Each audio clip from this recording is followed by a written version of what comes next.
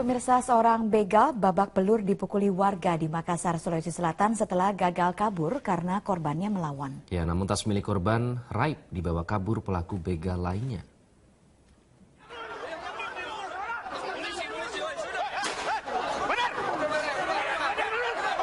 Polisi terpaksa melepaskan tembakan ke udara karena warga terus-menerus menghakimi pelaku begal yang tertangkap.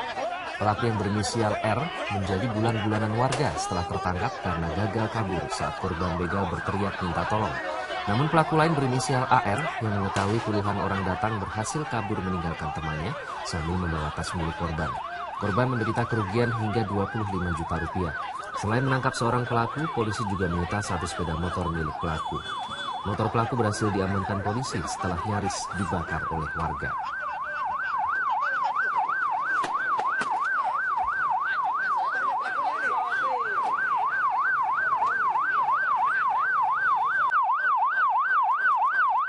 Di mana bahwa ini Presiden Jokowi yang Pancasila di Lubang Buaya, Pondok Gede, Jakarta Timur. Kita langsung bergabung bersama rekan reporter Dade Salampesi yang akan melaporkan langsung dari lokasi acara.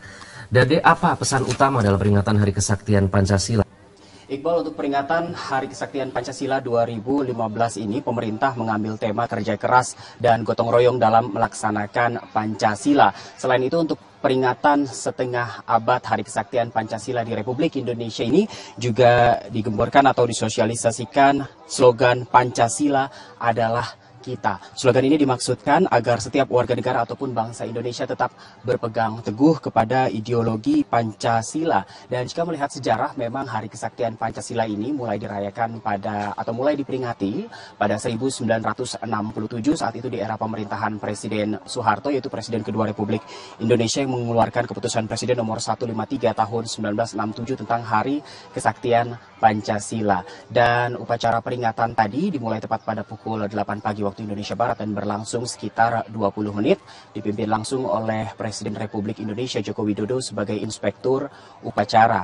Dan peringatan tadi dibuka dengan menyanyikan lagu kebangsaan Indonesia Raya, disusul dengan pembacaan naskah Pancasila oleh Ketua MPR Zulkifli Hasan. Usai memperingati Hari Kesaktian Pancasila, Presiden bersama sejumlah Menteri Kabinet Kerja yang hadir meninjau langsung sumur penyiksaan dan juga rumah penyiksaan yang ada di Kompleks Monumen Pancasila Sakti di area Lubang Buaya ini. Sejak pagi hari tadi, sebelum peringatan Hari Kesaktian Pancasila ini dimulai, sejumlah Menteri Kabinet Kerja dan juga pejabat-pejabat dalam negeri lainnya juga sudah mulai terlihat datang, seperti ada Menteri BUMN Rini Sumarno, Menteri Dalam Negeri Cahyo Kumolo, dan juga Gubernur DKI Jakarta Basuki Cahayapurnama. Tidak hanya pejabat dalam negeri, sejumlah perwakilan dari Kedutaan Besar Negara Sahabat juga memenuhi undangan Indonesia untuk hadir ke peringatan Hari Kesaktian Pancasila hari ini. Tadi terlihat ada dari Kedutaan Meksiko, Myanmar, Kamboja, dan beberapa negara lainnya. Selain itu, dengan Hari Kesaktian Pancasila ini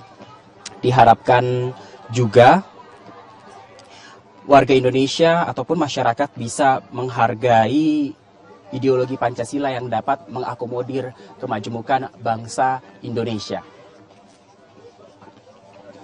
Sumi, Johanna, dan Iqbal, kembali ke Anda. Baik, terima kasih Dade Salampesi melaporkan langsung dari kawasan Lubang Buaya. Selamat pagi pemirsa, 1 Oktober diperingati sebagai Hari Kesaktian Pancasila. Namun peringatan Hari Kesaktian Pancasila ini semestinya tidak hanya sekedar ritual upacara saja, namun lebih pada pelaksanaan nilai-nilai luhur Pancasila. Mengingat sejak reformasi, Pancasila cenderung jauh dari memori kolektif bangsa yang sudah jarang diucapkan dan dibahas dalam kehidupan berbangsa dan bernegara, dan bahkan diperparah dengan isu-isu SARA yang tentunya mengancam persatuan bangsa Indonesia. Nah, bagaimana gotong royong dalam melaksanakan Pancasila? Itu akan menjadi pembahasan kami pagi ini dalam perbincangan khas 8-11 bersama saya Lucia Saharwi. Sudah hadir di studio Bapak Kacung Marijan, Dirjen Kebudayaan Kemendikbud, Bapak Arief Purboyo Mukiat, Deputi 6 Bidang Koordinasi Kesatuan Bangsa Kemenpolhukam, dan Bapak Arianto Nurhadi, putra almarhum Legend TNI Anumerta MT Haryono. Selamat pagi semuanya. Selamat pagi. Ya, sebentar lagi ya, tanggal 1 Oktober kita biasanya memperingati Hari Kesaktian Pancasila ya. Pak Kacung, selalu ada peringatan Hari Kesaktian Pancasila setiap tahunnya. Nah, bagi Ditjen Kebudayaan, apa makna peringatan Hari Kesaktian Pancasila ini? Itu memberikan peringatan kepada kita bahwa ideologi bangsa yang menjadi ideologi final itu ternyata masih dipahami belum final oleh kelompok-kelompok tertentu. Maksudnya belum final bagaimana Pak? Ya ada yang ingin mengganti itu kan belum final. Oke. Kan? Kalau sudah final kan nggak ingin diganti. Iya. Nah, jadi peringatan ini untuk mengingatkan kita semuanya. Kita harus menjaga Pancasila itu sebagai ideologi final. Kan harus disingkirkan karena memang kita sudah menyepakati itu. Dan bagi kita tidak hanya sekedar menjadi slogan itu ideologi final, Ya. tapi bagaimana itu menjadi bagian dari kehidupan berbangsa dan bernegara sehari-hari. Oke, tapi benar tidak Pak menurut Anda bahwa sejak reformasi Pancasila ini cenderung dilupakan begitu? Sebetulnya enggak juga, bahwa misalnya secara formal tidak ada lagi penataran P4, iya. Tapi tidak berarti kemudian Pancasila dilupakan semua juga enggak. Misalnya saja pelajaran yang berkaitan dengan Pancasila juga masih ada. Orang berusaha untuk mengamalkan Pancasila juga ada. Ya kan ketuhanan yang Maha Esa. Kita percaya kepada ada Tuhan. Kan masih banyak tuh. Kemanusiaan, orang yang punya perhatian kepada nilai kita juga banyak. Oke, ada yang gontok-gontokan, tetapi yang ingin persatuan juga masih banyak. Jadi niat dan tekad untuk mengamalkan nilai Pancasila juga masih banyak, walaupun secara formal memang sudah sebelum tahun 98. Oke, Pak Arianto sebagai anak salah satu pahlawan revolusi ya Pak ya, apa makna kesatuan Pancasila bagi Anda? Ya kalau kita lihat sebetulnya begini, Pancasila kan merupakan dasar negara dan juga merupakan sebagai simbol daripada pemersatuan bangsa ini dan juga sebagai asasnya di dalam mempersatukan bangsa ini. Kalau saya melihat ya, sebetulnya momentum ini tanggal 1 Oktober besok itu adalah merupakan momentum di mana kita itu bisa merenung kembali, melihat refleksi kembali mengenai apakah nilai-nilai Pancasila itu. Ya, karena kalau saya melihat sekarang ini di dalam kehidupan bermasyarakat keseharian itu, sepertinya nilai-nilai itu kurang gitu loh. Nilai luntur begitu ya Pak ya. Dan ini harusnya kita cobalah kita merenung kembali dan kita melihat lagi ya. Kita kadang-kadang setiap tahun sekali ya, coba kita lihat lagi apakah makin baik apa tidak gitu loh. Nah itu yang kita kira seperti itu. Bisa berbagi mungkin apa yang Anda rasakan pada setiap peringatan Hari Kesaktian Pancasila Pak Arianto? Kalau saya begini, ini merupakan arti khususnya bagi keluarga kami di sini. Ya, jadi selain juga merayakan Hari Kesaktian Pancasila, dari kami itu merupakan suatu apa ya namanya ya, suatu kesedihan sebetulnya ya.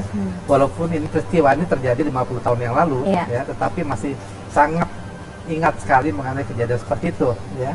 Dimana kebahagiaan keluarga kami itu tiba-tiba harus hilang begitu saja karena kejadian yang terjadi pada tanggal 1 Oktober dini hari. Jadi untuk kami itu adalah merupakan perhatian khusus gitu loh. Ya, itu mungkin yang bisa saya sampaikan. Oke, Pak Arief, kesaktian Pancasila. Tapi banyak wacana yang mengatakan bahwa Pancasila benar. Saya kira begini, pengertian sakti ini terjemahkan seolah-olah seperti mistik atau supranatural, tapi ini adalah keyakinan daripada bangsa Indonesia akan Pancasila ini sebagai kepribadian bangsa, ya. Jadi momentum saya katakan 50 tahun emas ini kita bertekad bahwa negara kita ini kan untuk berdiri selama-lamanya. Bahwa ini 50 tahun berjalan, kita juga merefleksikan bagaimana berbagai gangguan, tantangan pada Pancasila itu sendiri. Karena itu tadi sudah disebutkan bahwa kita ini Pancasila ini sudah final. Ya. Jadi sudah 70 tahun Indonesia merdeka. Mari kita bersatu. Betul-betul jangan Anda berpikir lagi, kita tidak ingin mengulangi tragedi nasional karena akhirnya merugikan semua itu anak bangsa. Jangan dipersoalkan lagi Pancasila itu. Bagaimana justru tantangan kita adalah mengimplementasikan Pancasila itu di dalam kehidupan bermasyarakat, berbangsa dan bernegara. Nah, kira-kira apa yang perlu diwaspadai Pak bila Pancasila ini semakin jauh dari memori bangsa? Ya, inilah kita perlunya melakukan revitalisasi kembali Pancasila. Sebab kita harus akui tadi, kalau bicara MPR nomor 18 tahun 98 yang mencabut P4, ya, bagaimana dulu pengajaran tentang Pancasila itu memang dikesankan dogmatis, ya, bahkan indoktrinasi sekali, sehingga itulah yang dikatakan tidak memberi ruang demokrasi.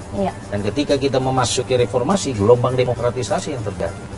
mohon maaf saya katakan istilahnya, kebebasan di ruang demokrasi inilah cenderung seperti dalam tanda kutip berlebihan. Padahal Pancasila dan Undang-Undang Dasar 45 secara tegas tidak ada kebebasan yang mutlak.